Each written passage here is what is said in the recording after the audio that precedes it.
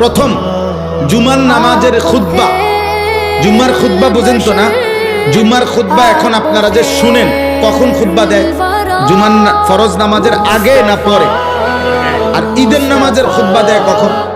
পরে। এ আগে প্রথম জুমার খুতবাও দিত, পরে।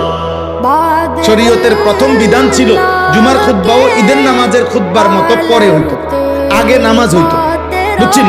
তো একদিন রাসূলুল্লাহ সাল্লাল্লাহু আলাইহি সাল্লাম এরকম জুমার নামাজ পড়াইছেন, এখন শুধু খুতবা দিতে দাঁড়াইছে, নামাজ শেষ, সাহাবায়ে কেরাম সামনে বসা।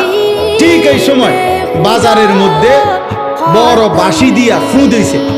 তখনকার সময় নিয়ম ছিল পাইকারি মাল যে দিত, ওই পাইকার ওই যেদিন আসতো মাল নিয়া, যেই টাইমে ও একটা ফু দিত, বাঁশি ফু।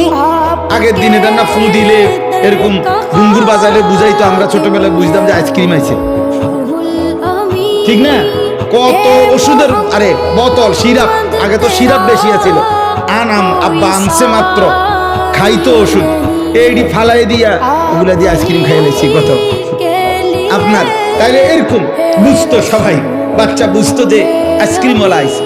তো সাহাবারা বুঝতেন যে ওই সিংহা আরে ফু দিলে যে পাইকার আসছে। তো এইখানে যে কয়জন ব্যবসায়ী ছিল, নবীজির তো মাল নিয়ে যাবে, তাহলে আমরা গিয়া আর পাবো না। আর যেখান তখন মাল পাওয়া যায় না, নির্ধারিত সময় আবার 15 দিন 1 মাস পরে মাল আসবে, তাহলে তো ব্যবসা হবে কিভাবে? এই জন্য এই কথা ভেবে যে নামাজ তো শেষ, এখন শুধু খুতবাটা, এই কথা ভেবে কসম খোদার কোরআন শরীফের তাফসীরে আছে, ওনারা মাত্র দৌড়াইয়া ওই পাইকারি মাল নেওয়ার জন্য ছুটে গেছে। এটা হারাম কাজে যায় নাই, ব্যবসার মাল কিনা এটা হারাম, এটা নাজায়েজ না। এরপরেও ওনারা শুধু গেছে মাল কিনতে, তৎক্ষণাৎ মহান আল্লাহ পাক রব্বুল আলামিন সূরা জুমআ কোরআনের একটা পূর্ণ সূরা নাজিল করছে, করে আল্লাহর নবীকে বলছে, বন্ধু ওরা করলোটা কি? আপনার এই সাহাবীরা কামটা করলো কি? ফাইজা রাআউ তিজারাতান আও লাহওয়ান ফাদ্দু ইলাইহা ওয়া তারাকুকা কাইমা। বন্ধু, তাদের এই ব্যবসা, এই শব্দটা আল্লাহ বলছে, তাদের এই ব্যবসা এবং এই তাদের তামসা, এই দুনিয়া নামের এই তামাশা, উপার্জনের এই তামাশা দেখে তারা আপনাকে দাঁড়ানো অবস্থায়, খুতবা অবস্থায় রেখে ওইখানে ছুটে গেল। কামটা করলো কি? আপনি তাদেরকে ডাকেন আর বলেন, কুল মা ইনদাল্লাহ খায়রুম মিনাল লাহবি ওয়া মিনাত তিজারা। তোমাদের এই তামাশা, তোমাদের এই উপার্জনের চাইতে খুতবা শুনলে আল্লাহ যা দিত তা কোটি কোটি গুণে বেশি উত্তম ছিল, কোটি কোটি গুণে বেশি। আল্লাহ বলছে, ভুল করছো তোমরা।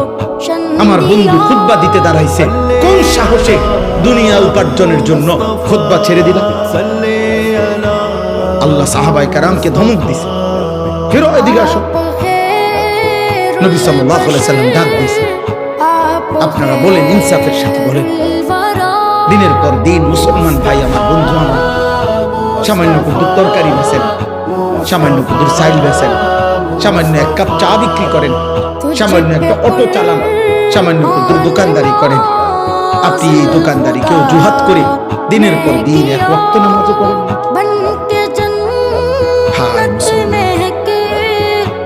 এমন মালিক কেমনে ভুলে গেলেন? একটা সেজদাও দিলেন না, 1 ওয়াক্ত নামাজে মসজিদের জামাতে, এতগুলো আজান, 5 ওয়াক্ত নামাজের আজান। হায় নাফরমান, তোর কানে কোনো নড়াচড়া করে না, কলিজার মধ্যে কোনো ভাবনা দেয় না যে মহান আল্লাহ পাক রব্বুল আলামিন আমার হাতে পায়ের শক্তি দিয়েছেন, উপার্জনের ক্ষমতা দিয়েছেন।